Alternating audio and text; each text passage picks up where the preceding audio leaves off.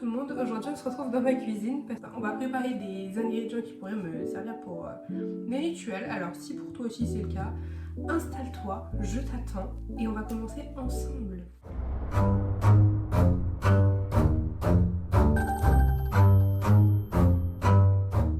Alors aujourd'hui, moi je vais préparer des piments. En fait, j'ai acheté des piments et ils sont beaucoup trop forts pour moi. Donc, au lieu de les gâcher et de les jeter ou quoi aux caisses, j'ai décidé de les réutiliser pour ma sorcellerie parce que les piments sont aussi connus dans la sorcellerie. Et tout à l'heure, j'ai été en forêt. J'ai pas été cueillir des champignons pour les manger, qu'on soit bien d'accord. Et je les ai pas ramassés n'importe comment, j'ai pris quand même des précautions, même si je me doute que les champignons nous empoisonnent une fois qu'on les mange. Mais par précaution, sait-on jamais, je tiens un minimum à ma vie. Donc voici mon petit trade bag. Fallait me voir tout à l'heure dans la forêt, c'était vraiment rigolo comment je ramassais mes petits champignons. Je suis genre en mode... Celui-là il est vachement esthétique, genre. J'aime bien. Pensez bien quand même, si vous les prenez à la main et que vous savez pas quel type de champignons il s'agit, pensez à bien vous laver les mains après. À savoir que les champignons, souvent on vous dit à l'automne d'aller en cueillir parce que c'est la saison des champignons. Il faut savoir que les champignons c'est toute l'année. À partir du moment où vous avez de la pluie, du soleil, de la pluie, du soleil, vous pouvez être sûr que dans la forêt vous aurez des champignons.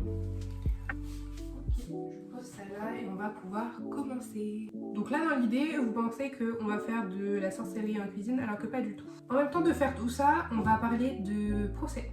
On va parler des différents procès qu'il y a pu avoir, les plus connus et les plus dévastateurs.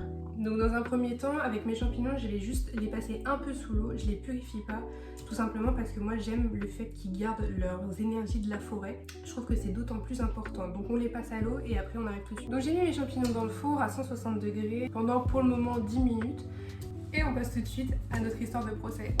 Elles ont été guérisseuses, sages-femmes ou tout simplement trop différentes pour les autres. On les appelait sorcières et pendant des siècles, ce mot a suffi à les condamner à des tortures mais inimaginables. Et en même temps, on prépare nos piments.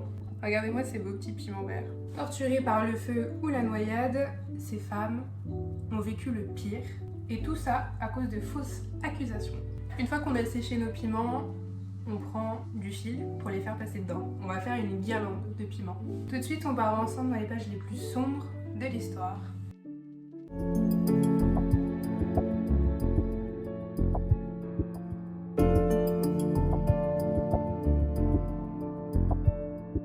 Tout commence avec une tempête. Une tempête qui manque de faire chavirer le bateau de Jacques VI d'Écosse. Et quand il arrive enfin à terre, Jacques VI d'Écosse est convaincu qu'on lui veut du mal. Et il pense que c'est l'œuvre du diable. En 1590, Jacques VI d'Écosse rentre d'un voyage en mer lorsqu'une violente tempête s'abat sur son navire. Cette tempête est tellement violente que le bateau a failli couler. Il est persuadé à ce moment-là qu'il s'agit d'un acte de sorcellerie dirigé contre lui. Il ordonne donc une enquête et très vite une femme est accusée, du nom d'Agnès Sampson, une guérisseuse très connue à North Berwick. Berwick. Suite à ces accusations, on la torture, on la rase pour chercher la marque du démon. Et en fait, sous la pression et sous la douleur, elle avoue qu'en fait, c'est elle qui a bien ordonné ces actes de sorcellerie, qu'elle a pactisé avec le diable et les démons pour que le navire du futur roi d'Angleterre coule. Il faut savoir que Jacques Ier d'Angleterre, futur Jacques Ier d'Angleterre, ne s'est pas arrêté qu'à cette guérisseuse, il s'en est pris à plein d'autres personnes, puis il était persuadé qu'il n'y en avait pas qu'une. Pour moi, c'est clairement de la folie, de la paranoïa qui est dirigée dans ce projet de vouloir exécuter à tout prix des guérisseuses, des sages-femmes, des personnes qui ont de la connaissance et dont l'Église refuse la pratique.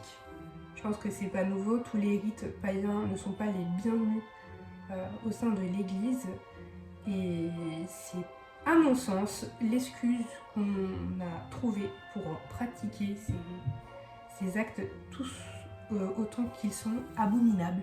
Tous ces procès, forcément, ça a marqué le roi et il publiera quelques années plus tard un livre appelé Démonologie, justifiant la traque des sorcières. Donc dans ce livre, argumente, justifie comment trouver une sorcière, comment la traquer et comment la tuer. Voilà. C'est très sympathique. Vraiment très sympathique. Et là, c'est pour l'affaire de North Berwick, mais il y a plein d'autres histoires comme ça, où une femme ou un savant, généralement il faut savoir que c'est plus les femmes qui sont concernées. Je suis pas là pour faire du féminisme, mais voilà, c'est juste histoire de dire que les femmes ont été beaucoup plus impliquées dans ces histoires de procès que les hommes, à savoir, et ce que je trouve hyper fou et étonnant, mais après il faut savoir qu'on remonte dans le temps à des années-lumière quand même un peu pour nous, que ce soit aussi des femmes qui se tirent autant dans les pattes les unes que les autres.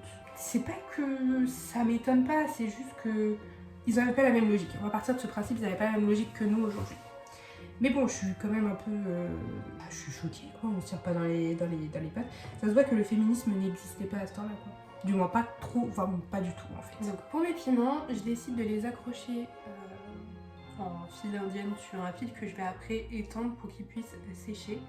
Je l'ai pas encore fait, mais en général je fais un petit trou au bout que s'il y a du jus à l'intérieur il puisse s'évaporer. On passe tout de suite à la deuxième histoire.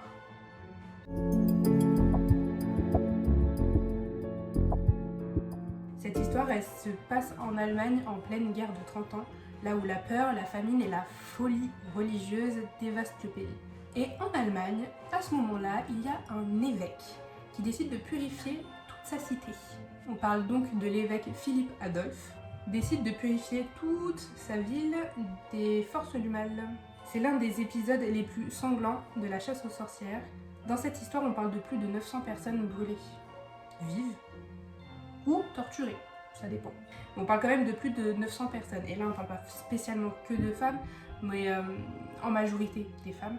On va aussi parler du coup des guérisseurs, des savants, tout ce qui fait opposition finalement à l'église catholique.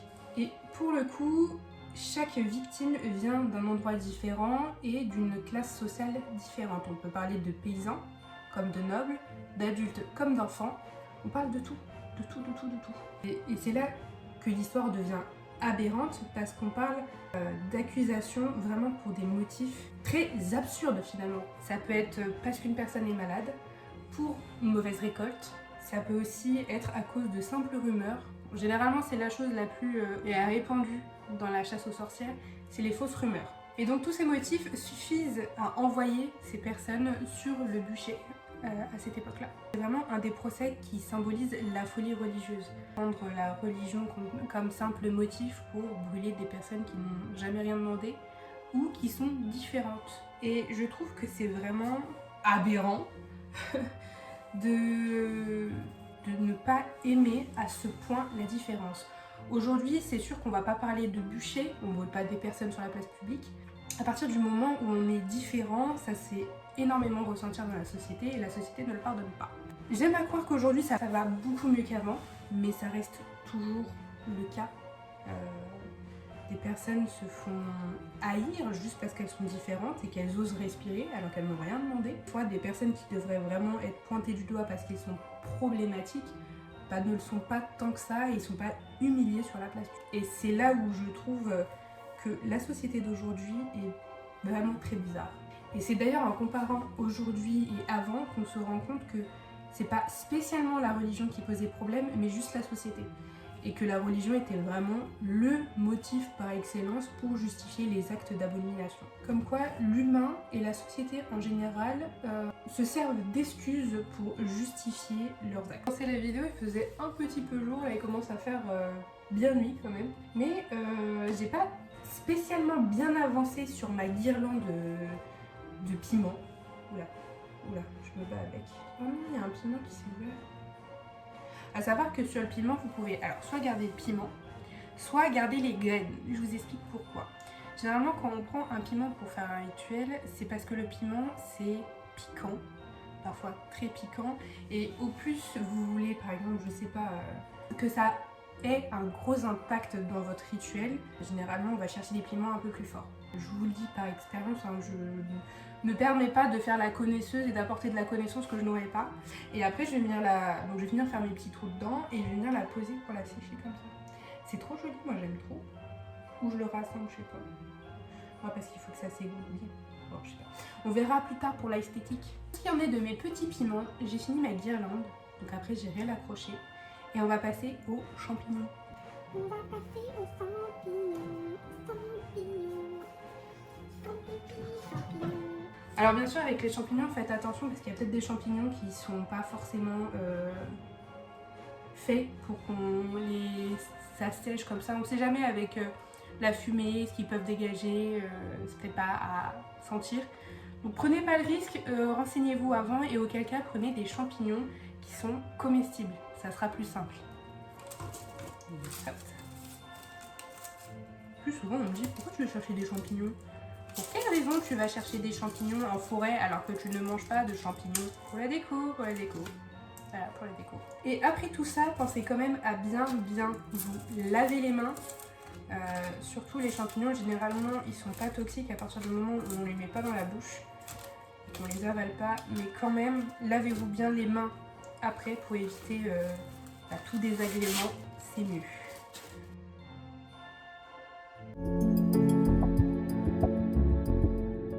Pour la dernière histoire, je voulais qu'on prenne une histoire des procès de Salem, de la chasse aux sorcières de Salem. Et j'avais envie de vous parler de la première femme exécutée à Salem, Bishop. En 1692, à Salem, les habitants vivaient constamment dans la peur. Et on parle pas d'une simple peur comme la famine, ce genre de choses quoi. Non, on parle de la peur du diable. Et c'est une histoire qui me rend un peu ouf parce que Bridget Bishop, n'avait rien d'une sorcière, elle tenait une taverne, s'habillait de manière un peu trop colorée pour l'époque et parlait très librement pour une femme de son temps. Mais pour les puritains, une femme un peu trop libre, c'était déjà très suspect. Et c'est là que c'est vraiment très dingue parce que en 1692, du coup on fait le bond en arrière, des jeunes filles venaient rapporter que le spectre de Bridget Bishop les hantait et les tourmentait la nuit.